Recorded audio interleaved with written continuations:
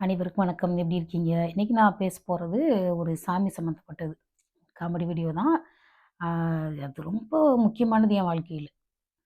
அதாவது 4ஆம் கிளாஸ் அல்லது 5ஆம் கிளாஸ் படிக்கிற வயசுல, அ அது அப்பலாம் நான் ரொம்ப தீவிரமா அந்த முருகன மட்டும் தான் கும்பிடுவேன். அப்பலாம் எனக்கு சிவன் பத்தி தெரியாது. எங்க வீட்ல பழனி முருகன் ஃபோட்டோ ஒண்ணு இருந்தது. அதாவது உங்களுக்கு தெரியும், நான் வேணா தம்பனேல்ல வைக்கிறேன். "யாம் இருக்க பயமேன்" அப்படின்னு போட்டிருக்கும். அதுல வந்து பழனி முருகனுடைய அந்த இது இந்த மலை இருக்கும். அதுக்கு மேல முருகன் ஃபோட்டோ இருக்கும். அது எங்க வீட்ல இருந்தது சின்ன பிள்ளையில. அம் இப்போ வரைக்கும் எனக்கு அதான் முருகன். சரிங்களா? அப்போ என்னாச்சு, ஞாயிற்றுக்கிழமை சினிமா பார்க்குறோம். கந்தன் கருணை. அதில தான் வந்து காமெடி வந்தது பாருங்க. அது இன்னைய வரைக்கும் என்னால மறக்க முடியாது. அந்த படம் பார்க்க ஆரம்பிக்கிறோம். அதாவது சாமி படம் அப்படின்னு அதாவது எனக்கு ரொம்ப பிடிச்ச சாமி முருகன். நான் 10த் படிக்கிற வயசுலேருந்து தான் சிவனெல்லாம் கும்பிட ஆரம்பிச்சேன்.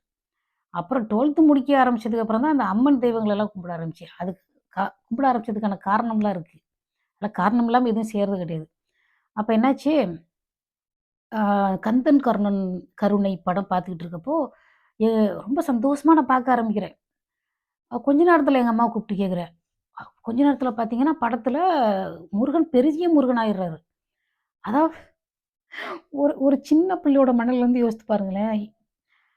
அ அதாவது முதல் தடவையா நான் பெரிய முருகனா பார்க்குறேன். அதுவும் சினிமால தான் பார்க்குறேன்.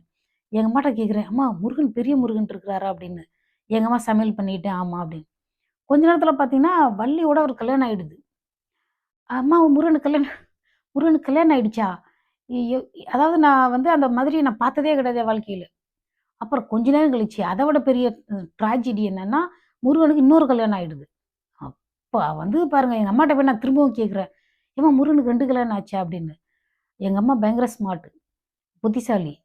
அ எங்க அம்மா சொன்னுச்சு, "யாரு முருகனுக்கு 2வது கல்யாணம் நடந்தப்போ பக்கத்துல நின்னு பார்த்தது?" அப்படின்னு அசால்ட்டா அப்படியே கூலா சொல்லுது.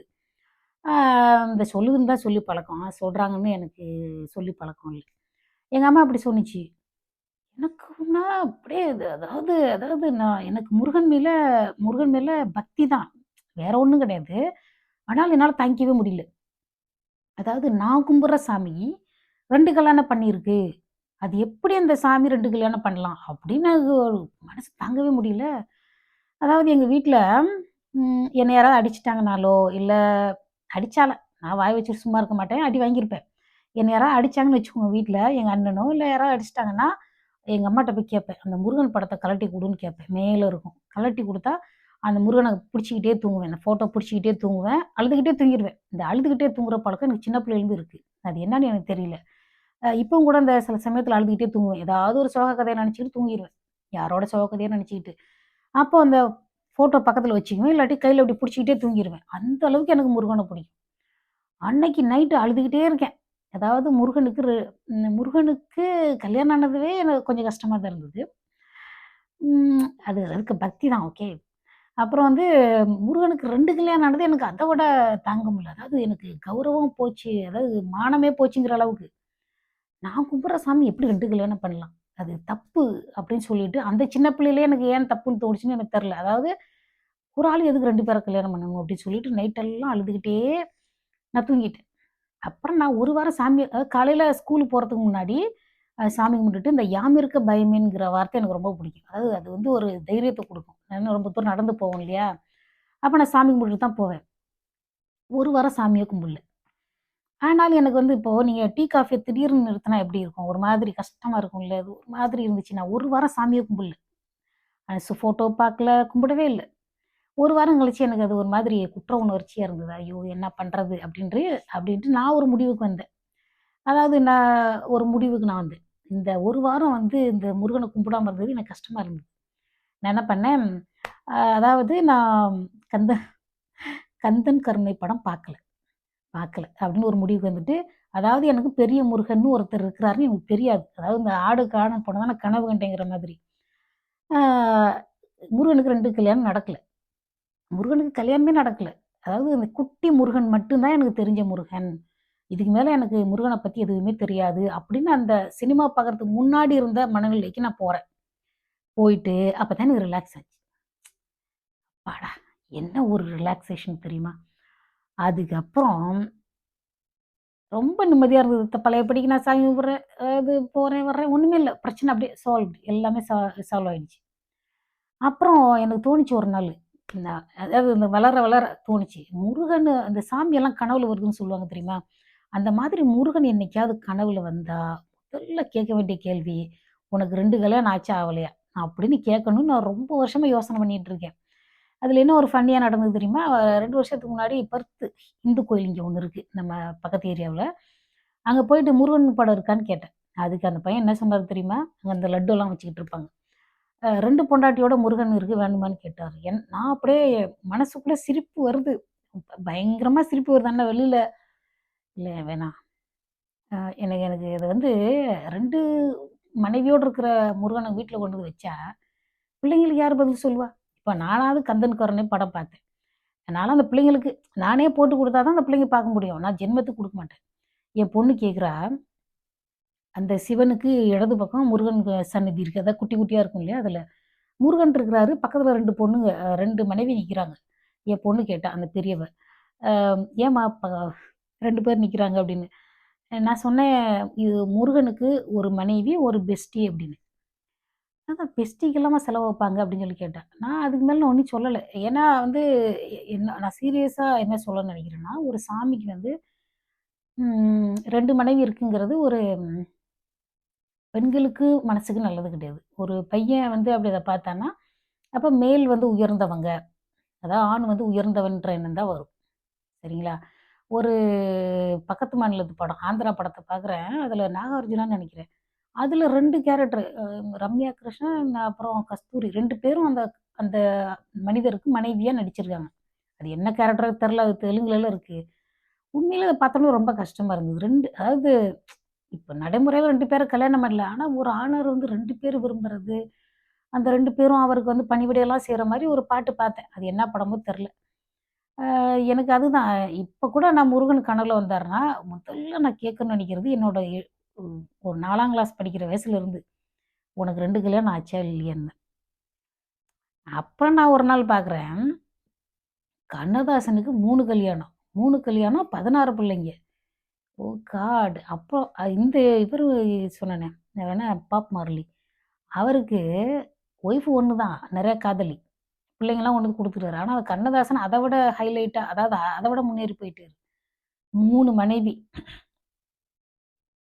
ஒரே வருஷத்துல 2 பேர கல்யாணம் பண்ணிக்கிறாரு. 1950ல.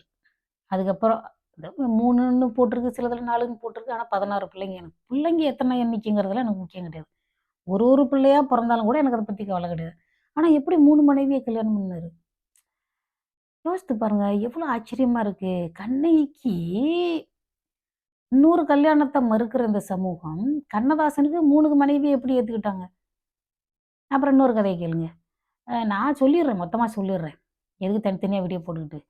எனக்கு பிடிக்கவே பிடிக்காத ஒரு சினிமானா ரெட்டைவால் குருவி. அதுல ஒரு பாட்டு இருக்கு தெரியுங்களா? அருமையான ஒரு பாட்டு. செம்மையான ஒரு பாட்டு. ராஜராஜ சோழன் நான் கே.ஜே. யேசுதாஸ் பாடுன பாட்டு. அதோட அந்த வரியெல்லாம் ரொம்ப நல்லாருக்கும். அவ்வளோ அருமையா இருக்கும். ஆனா அந்த படத்தோட கிளைமேக்ஸ பார்த்தோனே, அந்த கந்தன் கொரனை கிளைமேக்ஸ்ல என்ன தெரியுமா சொல்லுவாங்க? முருகன் சொல்றாரு. ஆ "நீங்க 2 பேருமே அக்கா, தங்கச்சி. என்ன கல்யாணம் பண்ணணும்னு விரும்புனீங்க. இந்த ஜென்மத்தில வந்து பொறந்து 2 பேரும் கல்யாணம் பண்ணியிருக்கீங்கன்னு." எனக்கு அந்த சமாதானத்த ஏத்துக்கவே முடியல. அப்ப நம்ம என்ன ஒரு ஆப்ஷனா? ஒருத்தருக்கு ஒருத்தர் என்னோட பார்வையில ஒருத்தர் ஒரு நேரத்துல ஒருத்தர தான் லவ் பண்ண முடியும்.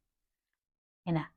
ஒரு குதிரையில சவாரி பண்ணலாம். இல்ல 2 குதிரையும் சேர்த்து பூட்டி நானு சாரட்டு வண்டி மாரி ஓட்டுவேன்னு சொன்னா, அது அந்த 2 குதிரையும் ஒத்துக்கணுமே! அப்படி ஒத்து போற அளவுக்கு பெண்கள் வந்து ஆ சகிப்புத்தன்மையோடையும், இல்ல தன்னை வந்து ஆ ஆ ஒரு ஆப்ஷனா எடுத்துக்கிறது. இல்லாட்டி இட்ஸ் ஓகே. நான் 2ல ஒருத்தரா, 10ல ஒருத்தரோ, 4ல ஒருத்தரா இருந்துக்க பரவால்ல அப்படின்ற மாரி இருக்கு.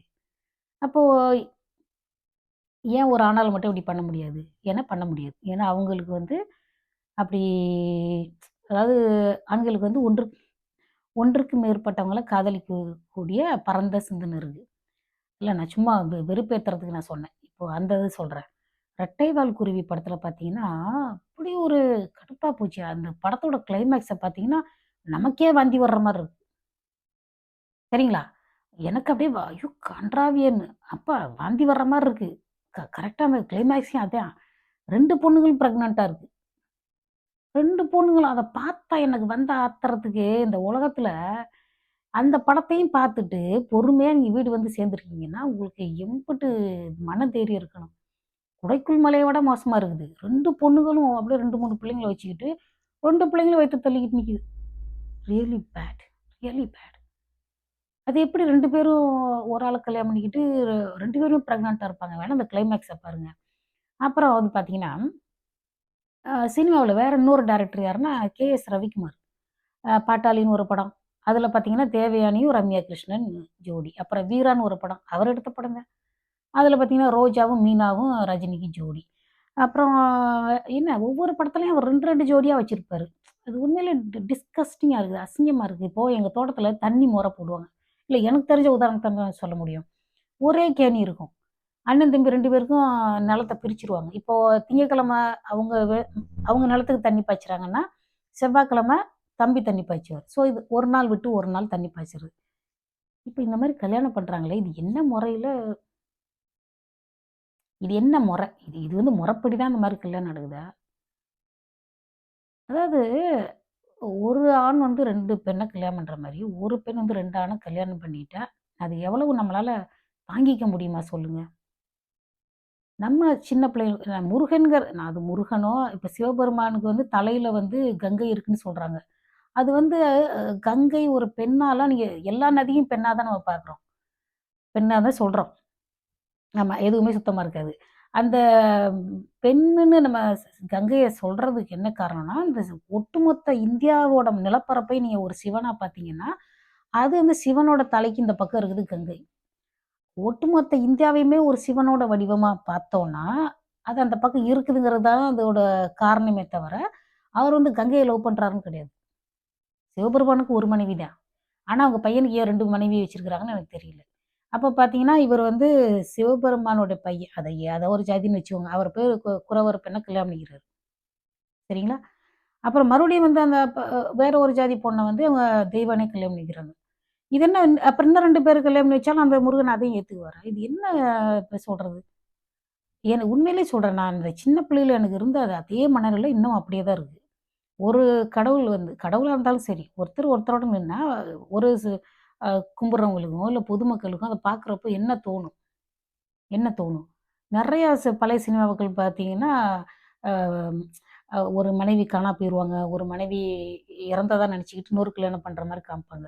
ஆனா அது 90ஸ்ல வந்த சினிமாக்கள் வந்து இந்த இந்த பாலு மகேந்திரா, கே.எஸ். ரவிக்குமார் மாரி ஆளுங்க தான், இப்படியே ரொம்ப வெளிப்படையா, ரொம்ப தைரியமா அந்த மாரி படங்கள் எடுத்து வெளியிட்டது வெளியிட்டது. இப்ப நான் வந்து என்கிட்ட காசு இருக்கு ஒரு படம் எடுக்கிறேன். ஒரு பெண் 2 கணவரான்னு சொல்லி அது ட்ரெய்லரு கூட வராது. அப்ப இது நம்ம உள்ளூர மனசுக்குள்ள இந்த ஆணாதிக்கத்த நம்ம வந்து அ சம்மதிக்கிறோம். ஆணாதிக்கத்த சம்மதிக்கிறோம். சரிங்களா? இப்போ ஒரே ஒரு பெண். ஒரு கண்ணதாசனுக்கு பதிலா ஒரு பெண் கவிஞர். 3 கல்யாணம் பண்ணிட்டு இருக்கிறாங்கன்னா, நம்ம அவங்கள வந்து பாட்டு பாட கூப்பிடுவோமா? அவர் நல்ல கவிஞர் இல்லன்னு சொல்லல. அதுக்காக அவர் செய்றதெல்லாம் சரியாயிடுமா? நான் எல்லாரையும் குறை சொல்றேன்னு நெனைக்காதீங்க. இப்ப நான் வந்து 2 பேர கல்யாணம் பண்ணிட்டு, YouTubeல பேசினா நீங்க ஒரு நிமிஷத்துல அன்சப்ஸ்கிரைப் பண்ணுவீங்க. அது அது பெண் வந்து செய்றப்போ உங்களுக்கு ஏன் இவ்ளோ கோவம் வருது? தாங்கிக்க முடியல. ஆண் செய்றப்போ உங்களால எப்படி தாங்கிக்க முடியுது? அந்த தாங்கிக்க முடியிற தன்மைக்கு என்ன காரணம்? அது அதாவது ஒரு பெண் வந்து ஒருத்தர லவ் பண்ணிட்டு, ஒருத்தர கல்யாணம் பண்ணிக்கிட்டு, இல்ல ஒருத்தர லவ் பண்ணிக்கிட்டு, ஒருத்தரோட வாழ்ந்துகிட்டு இருந்தா, அது கள்ளக்காதல்ன்றது.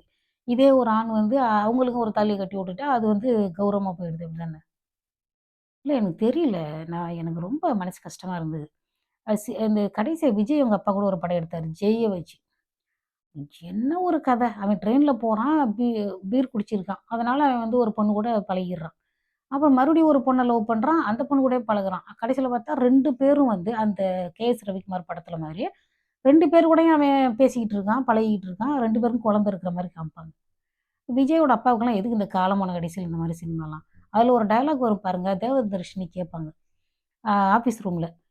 உண்மையிலேயே சொல்றேன். அத சொல்லாம என்னால இருக்கவே முடியாது. "என்ன உன் கையில ரேகையே இல்ல" அப்படின்னுவாங்க. ஒரு பெண் வந்து ஆஃபீஸ்ல வேலை செய்றவங்க இப்படிதான் பேசுவாங்களா? இப்படிதான் பேசுவாங்களா?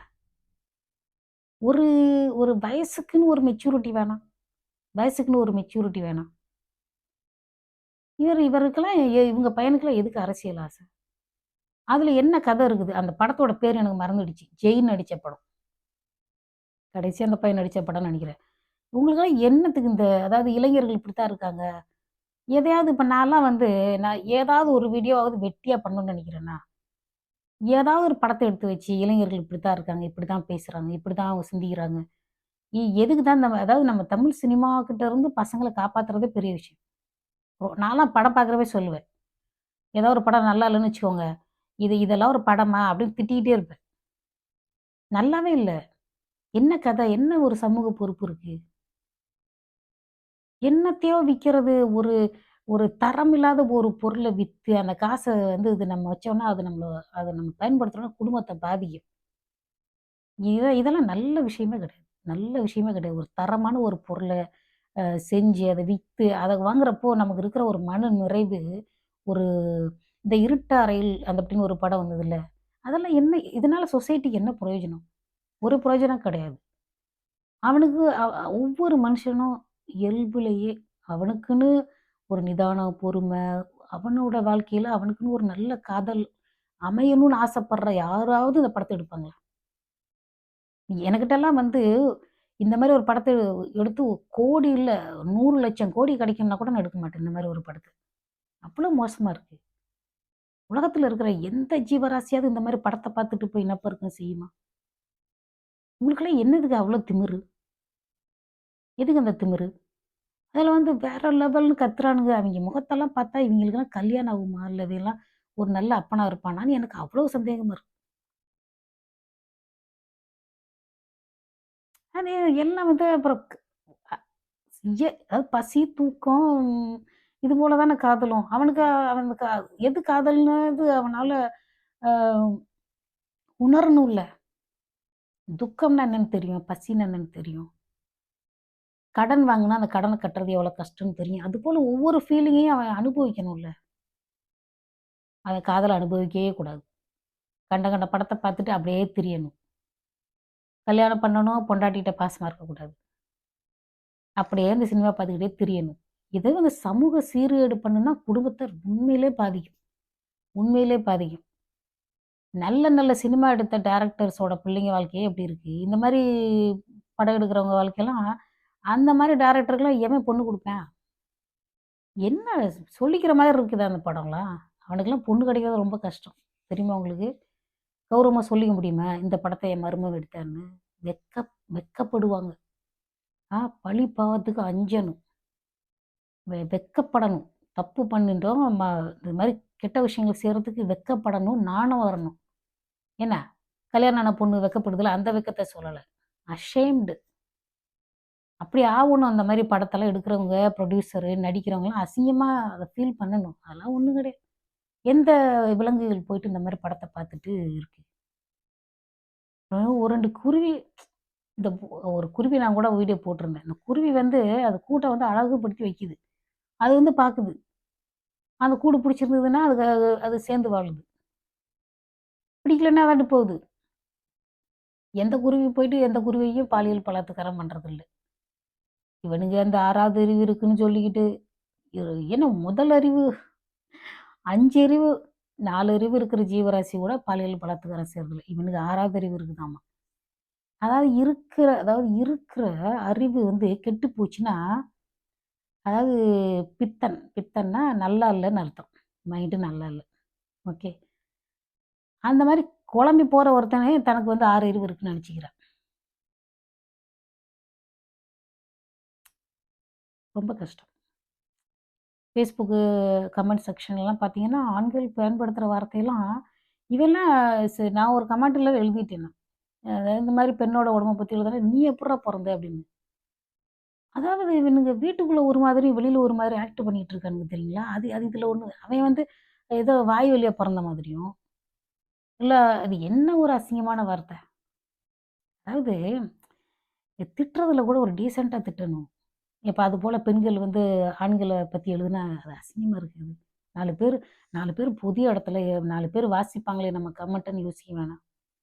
இது சரியில்ல, இது சரி, இது தப்புன்னு எழுதிட்டு போணும்டா. பெண்களோட உடம்ப பத்தி எப்படி எழுதுவீங்க நீங்க? நான் எங்கேயோ ஆரம்பிச்சு எங்கேயோ வந்துட்டேன். ஏன்னா, நான் வந்து நைட் 11 மணிக்கு பேசிக்கிட்டு இருக்கேன். அது டக்குன்னு தோணுச்சு, இன்னைக்கு முருகன பத்தி பேசிருவோன்னு. அதாவது அவரு உண்மையிலே 2வது கல்யாணம் பண்ணாரோ, பண்ணலையோ யாருக்கு தெரியும்? ஆனா, அது வந்து சிறுவர்கள், பெண்கள் இதெல்லாம் பார்க்குறப்போ, ஒரு பெண்கள்னா சகிப்புத்தன்மையோட இருந்துக்கணும். அக்கா, தங்கச்சி மாதிரி 2 பேரும் அப்படியே பொறுமையா இருந்துக்கணும் அப்படின்னு சொல்ல வர்றாங்களா? இல்ல ஒரு பையன்னா, நம்ம ரொம்ப நல்ல பெரிய ஆளா இருக்கோம். நம்மகிட்ட நெறைய காசு இருக்கு. அப்படின்னா 2 பேர கல்யாணம் பண்ணிக்கலாம் அப்படின்னு சொல்றாங்களா? அதாவது இதெல்லாம் நான் போயிட்டு அந்த சிலைய எடுங்கன்னு நான் சொல்லல. அது நம்மளுக்கு என்ன மாதிரியான மனநிலை உருவாக்கும்னு நான் சொல்றேன். இல்ல. இந்த 2ன்றது நம்ம ஒரு தத்துவார்த்தமா பார்த்தோம்னா, எல்லாத்துலயுமே தத்துவார்த்தமா பார்க்க மாட்டோம் நம்ம. உருவமா தான் பார்ப்போம். இல்ல நம்மளோட ஆசைப்பட்ட வாழ்க்கை ஒண்ணு, கிடைச்ச வாழ்க்கை ஒண்ணு. நான் இப்படி சொல்றேன். 2 பேர் வச்சிருக்கீங்களே, அதுக்கு வேற ஏதாவது காரணம் இருக்குமான்னு. நமக்கு நமக்கு ஆசைப்பட்ட வாழ்க்கை ஒரு மாதிரியும், கிடைச்ச வாழ்க்கை ஒரு மாதிரி தான் இருக்கு. அது கிடைக்காத வர அது ரொம்ப புனிதமானதுன்னு நம்ம நெனச்சுக்குவோம். இல்ல எனக்கு தெரியல. எனக்கு சின்ன பிள்ளையில எனக்கு ஒரு எ 8, 9 வயசுல தோணுனது. நான் உண்மையிலே அழுதுட்டேன். ராத்திரி அழுதுட்டு, நான் இனிமே சாமிய கும்பிட மாட்டேன். முருகன கும்பிடவே மாட்டேன் அப்படின்னு சொல்ட்டேன். ஏன்னா எங்க அம்மாட்ட நான் சொன்னேன். அவர் 2 கல்யாணம் பண்ணியிருக்கிறாரு. நான் கும்பிட மாட்டேன் அப்படின்ட்டு. எனக்கு தெரியல. அது எப்படி ஒரு ஆள் வந்து இந்த சுந்தர பாண்டியன், அப்புறம் இந்த தமிழ்நாட்டோட இந்த மதுரை பக்கம், எங்க ஊர் பக்கத்துலலாம் ஒரு ஆண் 2 கல்யாணம் பண்ண மாரிலாம் காமிக்கிறீங்க. எனக்கு அத பார்த்தாலே கடுப்பா இருக்கு. என்ன ஒரு ஆப்ஷனா? ஒரு பெண் ஒரு ஆப்ஷனா? உனக்கு பிடிக்கலன்னா டைவர்ஸ் பண்ணிட்டு இன்னொரு கல்யாணம் பண்ணு. அந்த பொண்ணு வேற யாராவது போய் கல்யாணம் பண்ணட்டுன்ற. இப்போ அந்த பொண்ணுக்கும் இந்த இவருக்கும் கல்யாணம் பண்ணி குழந்தையே இல்ல.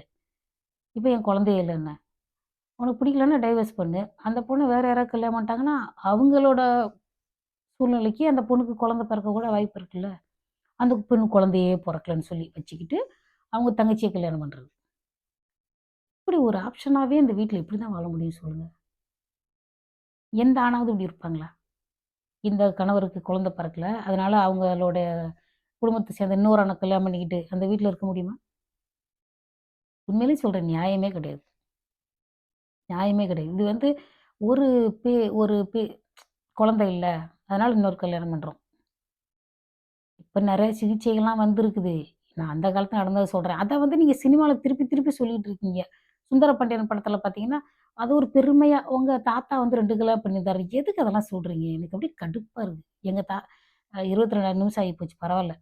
எங்க அப்பாவோட அப்பா ஒரு நல்ல ஒரு அனாதைக்கவாதி தெரியுமா? உங்களுக்கு சொல்றேன் கேளுங்க. எங்க அப்பாவோட அப்பா. அவர் போய் ஒரு பொண்ண கல்யாணம் பண்ணிட்டு வந்திருக்கிறாரு. எவ்ளோ அநாதிக்கவாதி பாருங்க. அது அந்த அந்த சிந்தனைலாம் எங்க அப்பாவுக்கு அப்படியே ட்ராவல் ஆகி வந்திருக்கு. எங்க அப்பாவோட அப்பா, அதாவது பாட்டன், ஒரு வீட்ல பொண்ணு கட்டியிருக்கிறாரு.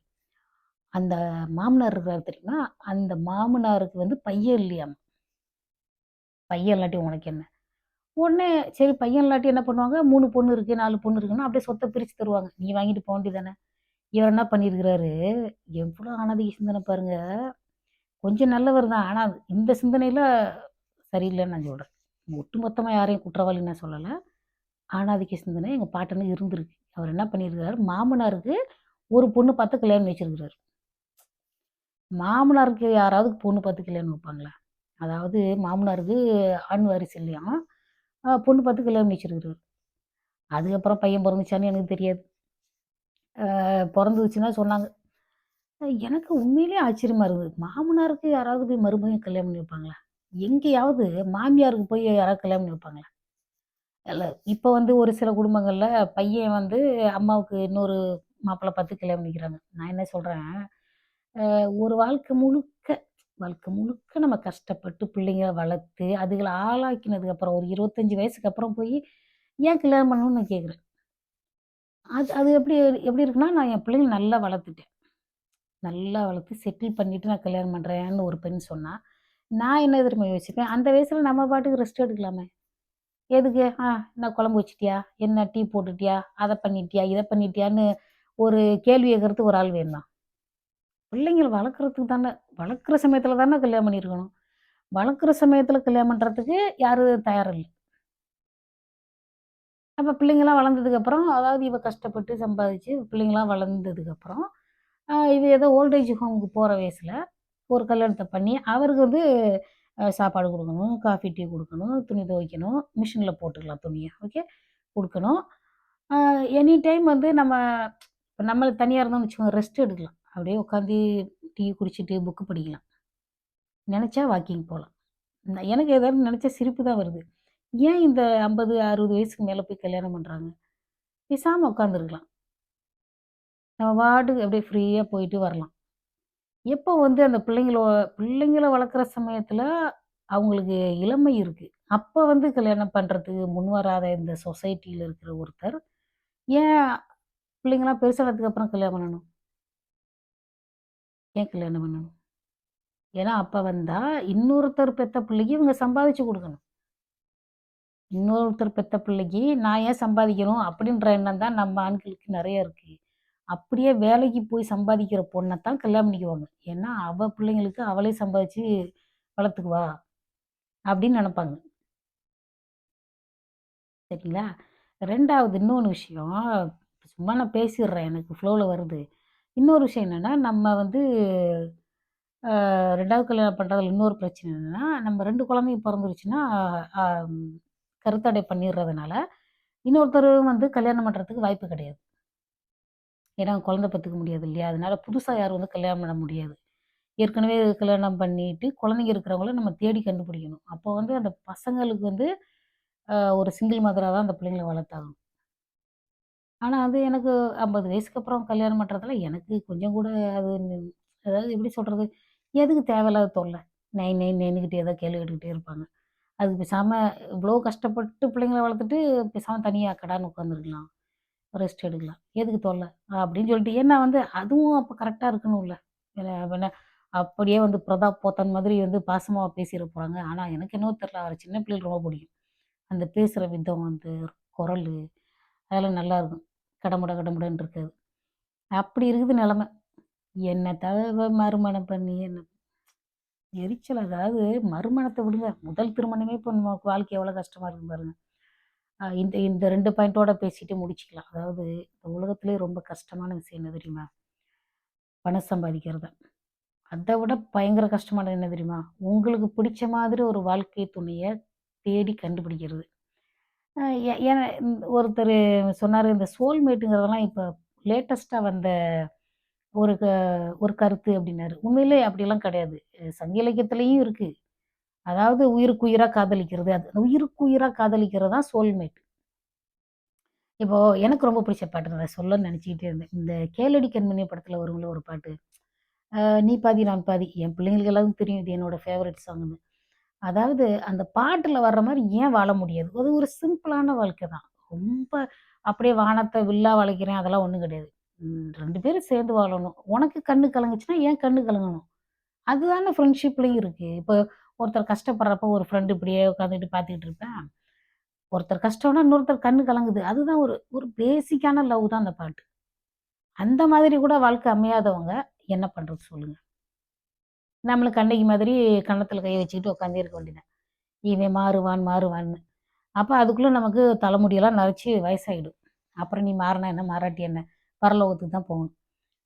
நான் என்ன சொல்றேன், திருப்பி திருப்பி முதல்லருந்து வர்றேன்னு நெனைக்காதீங்க. எல்லா வீடியோவிலும் நான் அதத்தான் சொல்றேன். உங்க 2 பேரும் உண்மையிலேயே பிடிச்சிருந்தா கல்யாணம் பண்ணுங்க. இல்லாட்டி கல்யாணம் பண்ணாதீங்க. இல்ல உங்களுக்கு உண்மையிலேயே குழந்தைங்க வேணும்னு நெனைச்சா பெத்துக்கோங்க. இல்லாட்டி டிங்கி கப்புள்ஸா இருந்துக்கோங்க. குழந்தைய பெத்துட்டு, ஐயோ! குழந்தை ஏன் இப்படி இருக்கு? அப்படி இருக்கு. உண்மையிலேயே சொல்றேன். உலகத்துல எவ்வளோ மனுஷங்க உண்மையிலேயே பாவம். அதாவது நமக்கெல்லாம் நெறைய டாக்டர்ஸ் தேவ. நெறைய மருந்துகள் கண்டுபிடிக்க வேண்டியிருக்கு. எவ்வளோ கஷ்டம் உடம்பு சரியில்லாத பிள்ளைங்கலாம் பொறக்குது. ஆனா நல்லா பொறந்த புள்ளைய அதிகமா மார்க் எடுக்கணும்னு ஆசைப்படுறது, அதிகமா அச்சீவ் பண்ணணும்னு நெனைக்கிறது. இப்ப நான்லாம் வந்து இன்ஜினியரிங் படிக்கணும்னு நெனச்சேன், படிக்கல. டீச்சர் ஆகணும்னு எங்க அம்மா, அப்பா நெனச்சாங்க. நான் ஆவல. அதுக்காக நான் என்ன செத்தா போயிட்டேன். நீட் எக்ஸாம் இப்ப கொஞ்ச நேரத்துக்கு முன்னாடி தான் பார்த்தேன். நீட் எக்ஸாம்ல கம்மியான மார்க் வாங்குனதுக்காக ஒரு அப்பா வந்து ஒரு புள்ளைய அடிச்சே கொன்றுக்குறாரு. உண்மையிலேயே சொல்றேன், டாக்டர் வேலை சாதாரண வேலை கிடையாது. சரிங்களா? அதாவது சின்ன வயசுலேருந்து அவங்க நல்லா படிச்சுக்கிட்டே போவாங்க. அது டாக்டர் ஆனதுக்கப்புறம் படிப்பு நிறுத்த முடியுமான்னா கிடையாது. அதுக்கப்புறமும் அவங்க படிச்சுக்கிட்டே தான் இருப்பாங்க. டாக்டர் வேலை வந்து ரொம்ப ரொம்ப முக்கியமான வேலை. அவங்க தொடர்ந்து படிக்கணும். ஒரு நோய்க்கு சரியான மருந்து குடுக்கலன்னா பெரிய பிரச்சனை ஆயிடும். எதுக்கு டாக்டர் ஆக சொல்லி எல்லாரும் தொல்ல பண்றீங்க? டாக்டர் தொழில் அதாவது அத வந்து சின்ன குழந்தையிலேருந்து யார் விரும்புறாங்களோ, அவங்களுக்கு மார்க் வாங்க முடிஞ்சா வாங்கிட்டு போகட்டும். ஆனா, எல்லாருமே டாக்டர் ஆகணும்னு ஆசைப்படுறது தப்பு இல்லையா? இப்ப நான்லாம் என் பிள்ளைங்கள டாக்டர்ன்னு சொல்லவே மாட்டேன். அவனுக்கு இஷ்டம்னா ஆகும் அவ்வளோதான். நான் வந்து தொல்லையே பண்ண மாட்டேன். எனக்கு டாக்டர் ஆகணும், எங்க வீட்ல ஒரு டாக்டர் வேணும் அப்படிலாம் எனக்கு பிடிவாதம்லாம் கிடையாது. ஆகணும்னா ஆகு, இல்லாட்டி விடு. உனக்கு என்ன பாடம் பிடிச்சிருக்கோ அத படிச்சுட்டு நீ பாட்டுக்கு போயிட்டே இரு. அதத்தான் நான் சொல்லுவேன் நான். அந்த அப்பா வந்து அந்த புள்ளைய அடி அடின்னு அடிச்சு அந்த புள்ள செத்தே போச்சு. எனக்கு உண்மையிலேயே பாவமா இருக்கு. இவங்கலாம் என்ன ஆனா இப்ப அடிச்சு போட்டுருக்காங்களே, சின்ன பிள்ளையிலேருந்து அந்த பிள்ளைய எப்படி படிக்க வச்சிருப்பாங்க? அத படி, இத படி, அத படின்னு ஒண்ணுமே கிடையாது. நான்லாம் நல்லா தான் படிச்சேன். நான் எவ்வளோ மார்க் வாங்கினேன் 10த், 12த்ல 80, 90 85 அந்த அந்த அளவுக்கு பெர்சன்டேஜ் வாங்கியிருக்கேன்.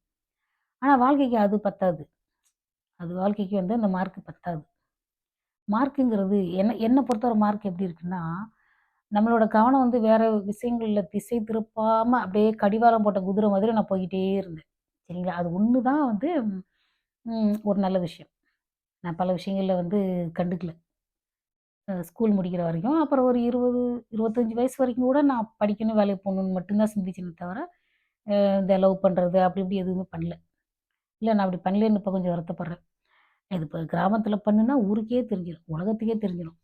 ஏன்னா கிராமத்துலலாம் டவுன விட மோசமா கோசிப் பரவும். நல்ல வேளை நான் லவ் பண்ணல. அ அந்த மாதிரி எங்க விட்டேன்? அப்படியே ஒரே ஏதாவது இந்த அ அதான் கடிவாளம் போட்ட குதிரை மாரி அப்படியே போய்க்கிட்டே இருப்பேன். அதே சிந்தனை படிக்கணும், வேலைக்கு போணும், படிக்கணும். அதே மாதிரி இருந்துட்டேன். அ அதே சமயத்தில நான் பொது விஷயங்களையும் யோசிப்பேன்.